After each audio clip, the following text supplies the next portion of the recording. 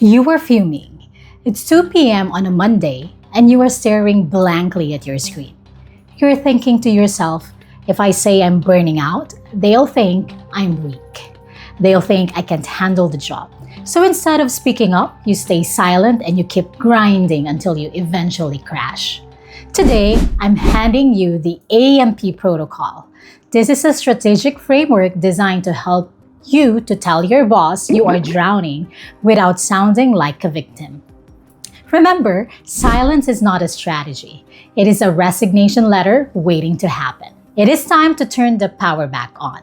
I'm communication strategist, researcher, and author. My job is to teach you the hidden curriculum of the workplace dynamics. If you want to protect your mental health without sacrificing your career growth, hit that subscribe button. And let's stop the burnout together. To start, we have to fix the biggest mistake people make. When discussing burnout, they talk about feelings. When you say, I feel overwhelmed or I feel stressed, a logical boss might just dismiss that as part of the job. They can dismiss the feelings, but they cannot dismiss the data.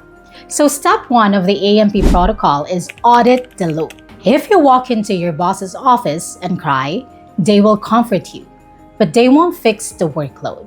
However, if you walk in with a spreadsheet, they will respect you. Burnout is not just an emotion. It is an official occupational phenomenon classified by the World Health Organization. To fix it, you have to treat your energy like a budget. When you are over budget, you need to show them the receipts. Before your meeting, track your time for 3 days. Document every task, every meeting, and every after-hours email. You are specifically looking for scope creep, the work you are doing that is outside your original job description.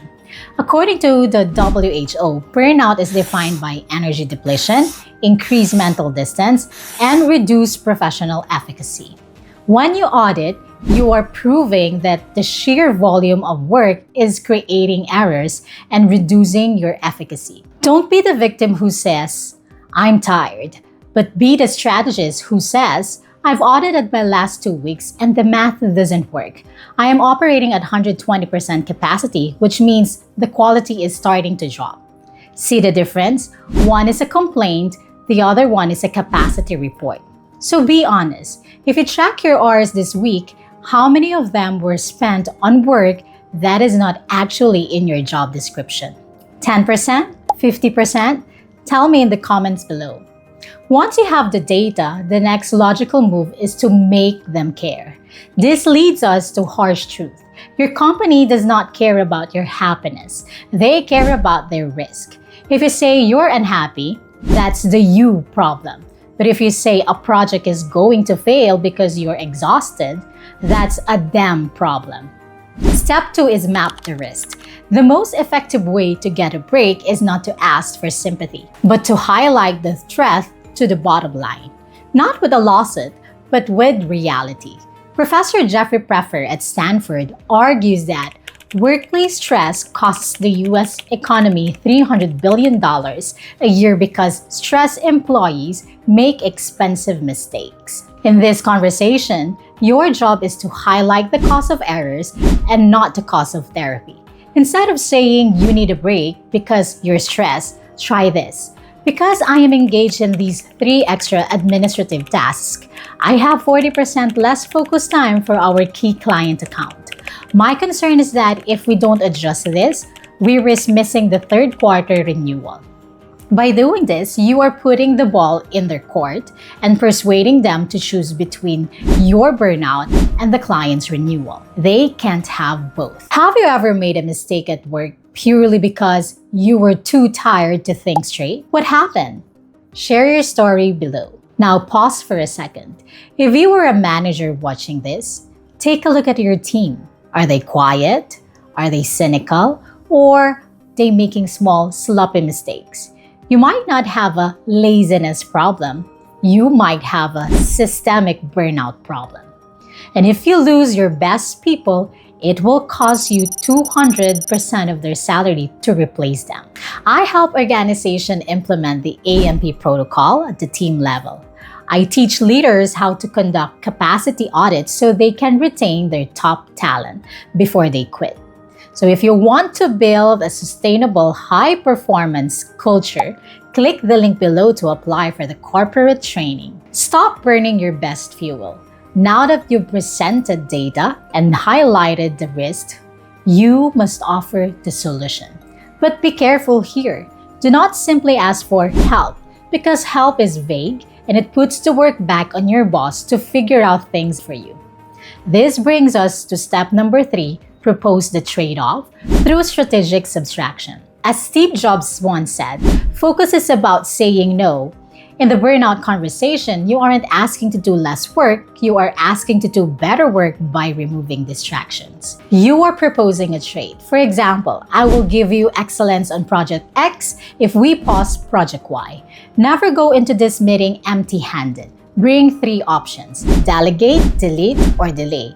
Ask if admin reporting can go to an intern, if a weekly meeting can be paused, or if a deadline can be pushed. This approach relies on self-determination theory, which suggests that burnout often stems from a lack of autonomy. When you propose the solution, you are claiming your autonomy and shifting from a passive victim to an active architect of your role. So here's the last real scenario. Be the strategist and propose like this. To ensure the client renewal happens, I propose we pause the internal newsletter for the next 30 days. This frees up 5 hours of my week to focus entirely on the client. Does that trade-off work for you? Notice the language. Does that trade-off work for you? You are now persuading them to make a business decision and not a personal favor. If you could delete one recurring meeting from your calendar right now to save your sanity, which one would it be? Type in the comments below. Burnout is not a badge of honor. It is a sign of inefficiency. By using the A.M.P protocol, audit, map, and propose, you protect both your career and your mental health. You are teaching your boss that you are a valuable asset that needs to be maintained, not a machine to be run into the ground. But what if the shoe is on the other foot? What if you are the manager and you see an employee who isn't burned out, but is actually underperforming or being toxic? How do you give them your tough feedback without crushing their spirit? In our next episode, we are covering radical candor. I'm going to teach you how to stop being nice and start being kind by giving the toughest feedback of your life without ruining the relationship. You cannot afford to miss this one, so I will see you in the next video.